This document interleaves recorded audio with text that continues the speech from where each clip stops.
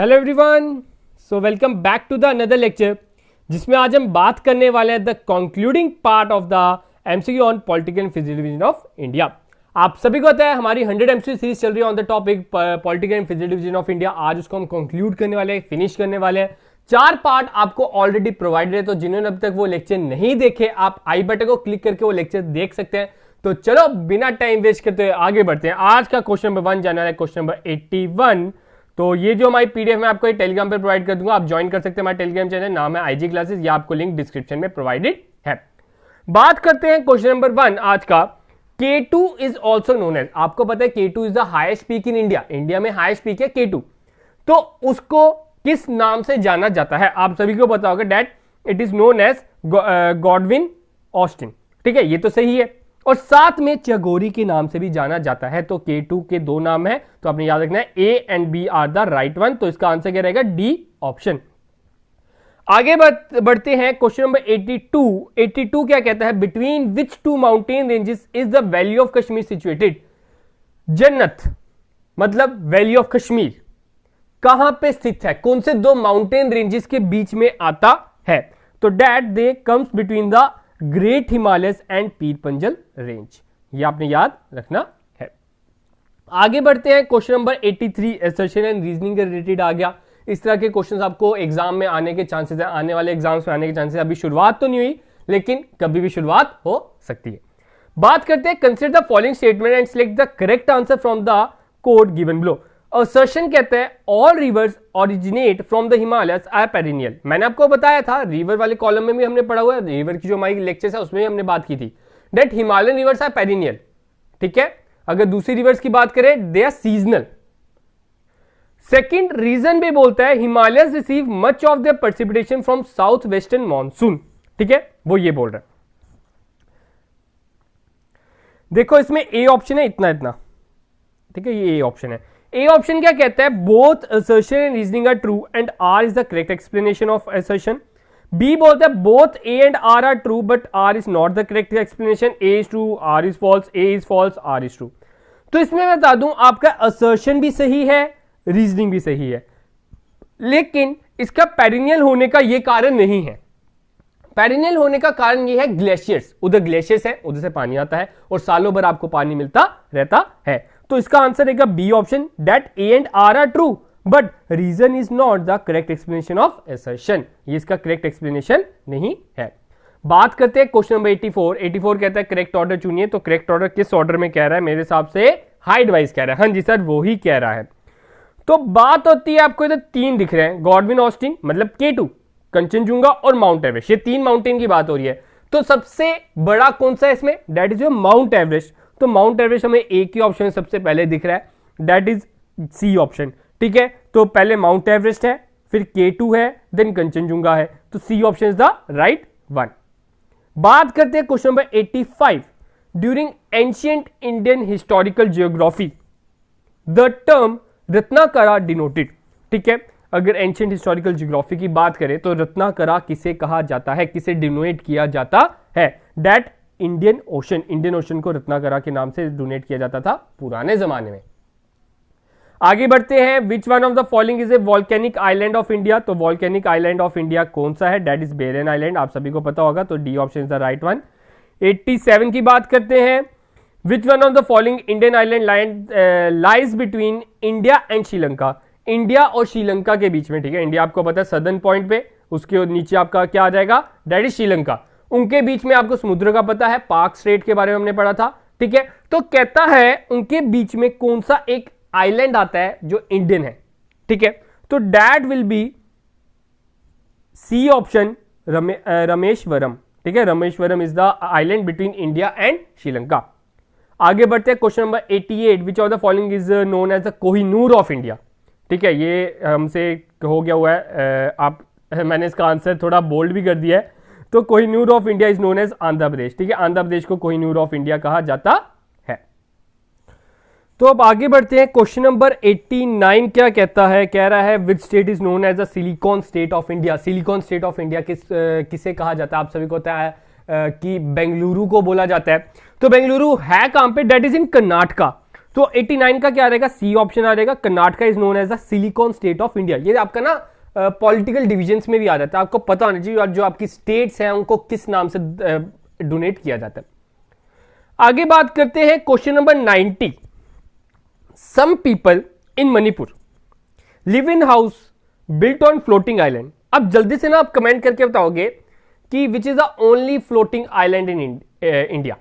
ठीक है, वर्ल्ड में भी है, आप वो लिख के बताओगे। ठीक है, island river Rhine and decaying vegetation held together by suspended silt, these island are called.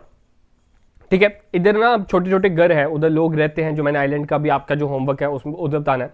उस आइलैंड में छोटे छोटे घर में वो रहते हैं, फ्लोटिंग आइलैंड के ऊपर रहते हैं, तो उन घरों को क्या बोला जाता है, that is phumdi. C option.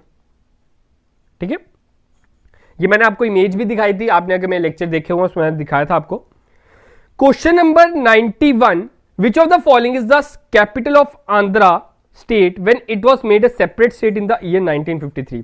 जब 1953 में ये एक सेपरेट स्टेट बनी थी, तो तब उस टाइम पे आंध्र प्रदेश की कौन सी कैपिटल थी, डेट इज कर्नूल।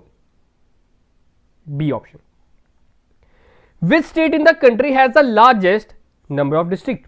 ठीक है, कह रहा है कौन सी स्टेट है जिसके सबसे ज्यादा डिस्ट्रिक्ट है। इसका आंसर तो आप सभी को पता होना चाहिए, that UP has the largest number of district. अब इसकी कितनी डिस्ट्रिक्ट है ये भी आपको बताइए, डेट इज 75 डिस्ट्रिक्ट है। और कितने डिवीजन, अगर डिवीजन की बात करें, that is 18 division. It has 18 division, ये आपने याद रखना है।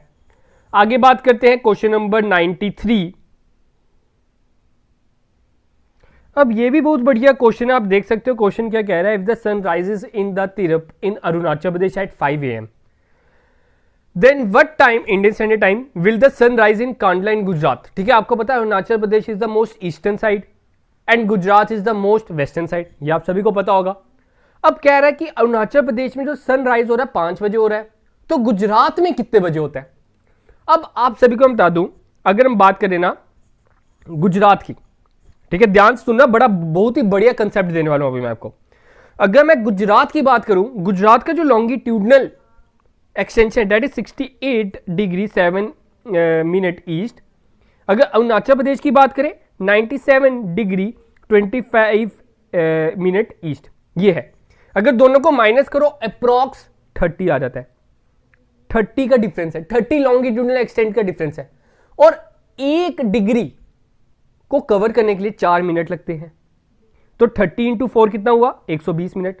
तो 120 मिनट मतलब अगर अरुणाचल प्रदेश में 5 बजे सूरज निकल रहा है, तो गुजरात में 7 बजे निकलता है, 2 घंटे का फासला है। तो याद रखना 93 का है सी ऑप्शन। ठीक है, 93 का क्या रहेगा, सी ऑप्शन। अब यही कंसेप्ट है, आपसे पूछा जाएगा इसका रीजन क्या है।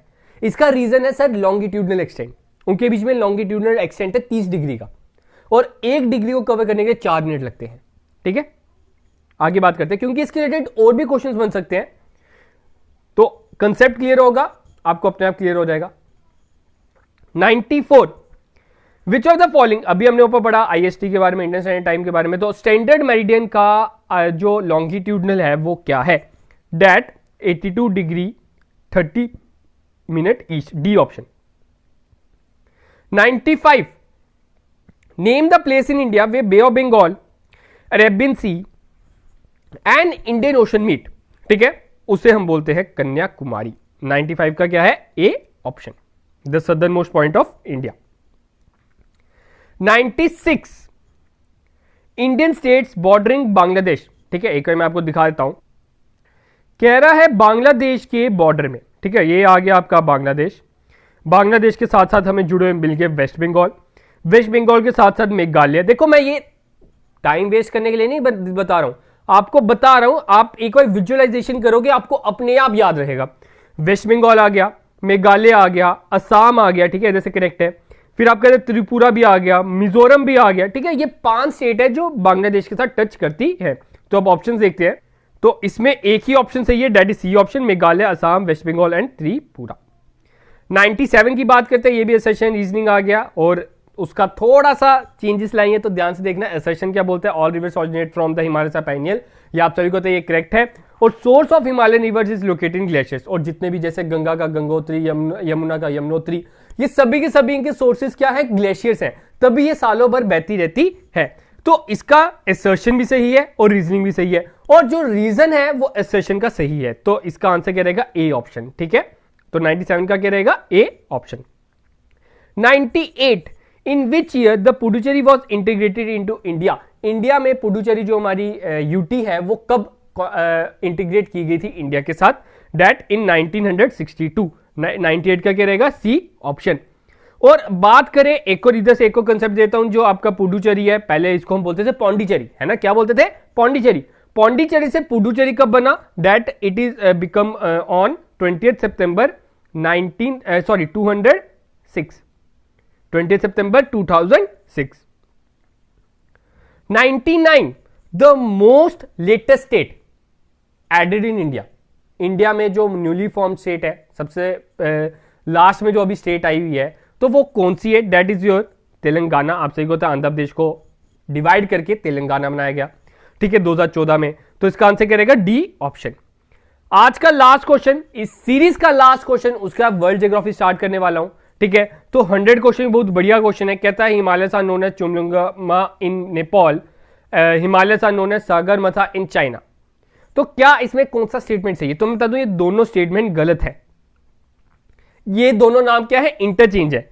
हिमालय जो है चुमलुंगा चाइना में बोला जाता है, ठीक है, सी से याद रखो, और सागरमाथा नेपाल में का नाम से जाना जाता है, ठीक है। अब चुमलुंगा का क्या मतलब हो जाता है? Mother of world, mother of world. देखो साथ साथ आपको एक्स्ट्रा नॉलेज भी देता हूं, ताकि हम एमसीक्यू चाहे 100 करके जाएंगे, लेकिन पढ़ के हम 300 जाएंगे। चुमलुंगमा का सागरमाथा की बात करें, that is goddess of sky. इसका मतलब क्या आ जाता है? Goddess of sky. ये क्वेश्चन पूछा जाता है बड़ी बार, तो ध्यान रखना, ठीक है। तो सी से याद रखना, चुमलुंगमा इन चाइना, हिमालयस को उधर ये नाम है। तो इसका आंसर क्या रहेगा? Neither first and second. तो 100 का आंसर क्या है? Neither first and second. तो इधर ही हमारे 100 एमसीक्यू कंप्लीट होते हैं। होप सो आपको ये लेक्चर अच्छे लगे होंगे। हमने जो सीरीज आपके लिए स्टार्ट किया, होप सो अच्छी लग रही होगी। तो जानने से पहले आप लाइक जरूर कर दीजिएगा, सब्सक्राइब जरूर कर दीजिएगा और शेयर जरूर कर दीजिएगा, ताकि जितने भी स्टूडेंट्स हैं उनको इनका फायदा हो सके, इधर से ये पढ़ सके, उनको एफर्ट्स आपको एक्स्ट्रा लगाना ना पड़े, ठीक है। तो अपने सभी दोस्तों से शेयर करना ना भूलिएगा। तो आज का अपने लेक्चर इतने रखते हैं, तो मिलते हैं कल अपने नए लेक्चर के साथ। और साथ में मैं बता दूं, कल है संडे, कल आपको मैं एक बड़ा सा सरप्राइज देने वाला हूं। मैंने आपको कहा था 60 के होने पर आपको एक सरप्राइज दूंगा, तो कल मैं उसकी डिक्लेरेशन कर दूंगा, तो तैयार रहिएगा, कल आपको उसके बारे में पता चल जाएगा। तो आज के इतना ही गाइस, तो मिलते हैं कल अपने नए लेक्चर के साथ। तब तक के आप सबसे अलविदा।